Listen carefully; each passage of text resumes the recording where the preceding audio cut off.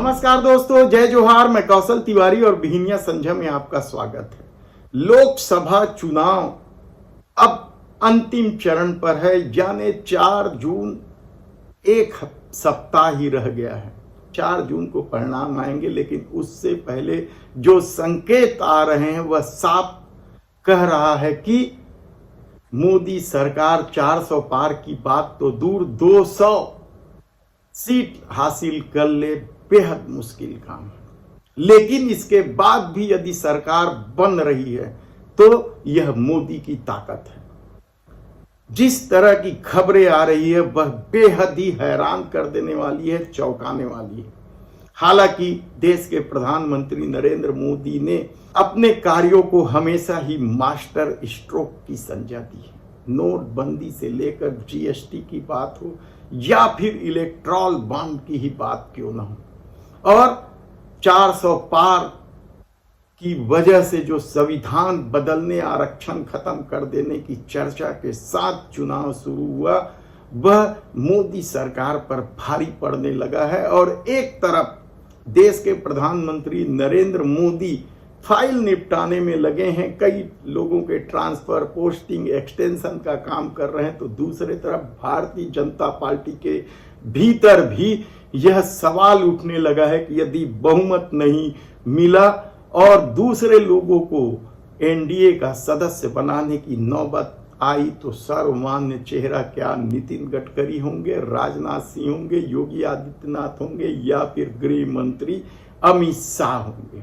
लेकिन इस सब के बीच जो खबर आ रही है वह बेहद चौंकाने वाली है।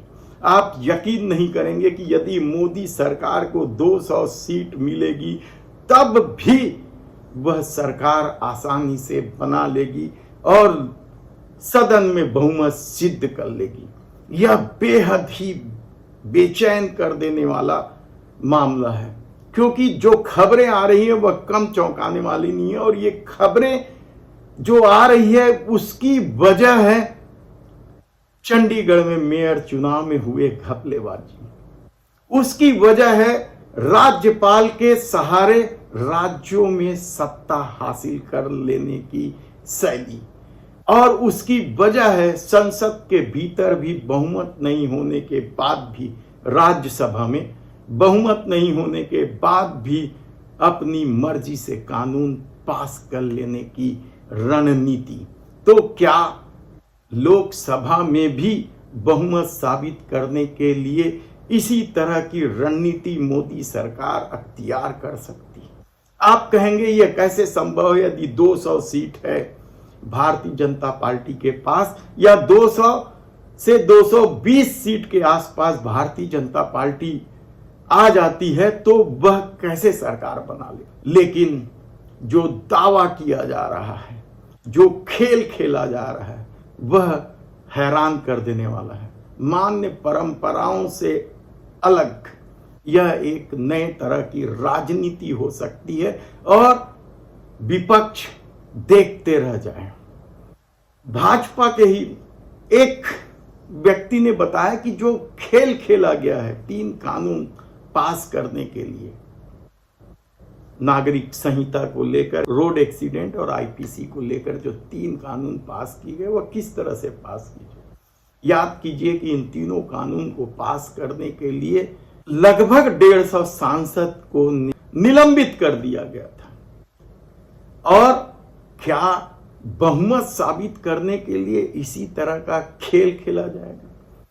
क्योंकि राष्ट्रपति यदि बड़े दल के नेता को सरकार बनाने के लिए बुलाती है और भारतीय जनता पार्टी बड़ा दल निश्चित रूप से आएगा, तो देश के प्रधानमंत्री नरेंद्र मोदी संसद में पहुंचकर क्या इसी तरीके का खेल खिलवा सकते हैं कि जब मत विभाजन की बात होगी और मत विभाजन की बजाय ध्वनि मत से फैसला करने की कोशिश होगी और विपक्ष हंगामा करेगा, तो जितना बहुमत चाहिए उस हिसाब से 100, 150, 200 सांसदों को निलंबित करके मत विभाजन किया जा सकता है। यह बेहद ही गंभीर सवाल है। क्या ऐसा संभव है? क्योंकि कानून बनाने के लिए तो ये सब किया गया, राज्यों में भी सरकार बैठाने के लिए ये सब किया गया।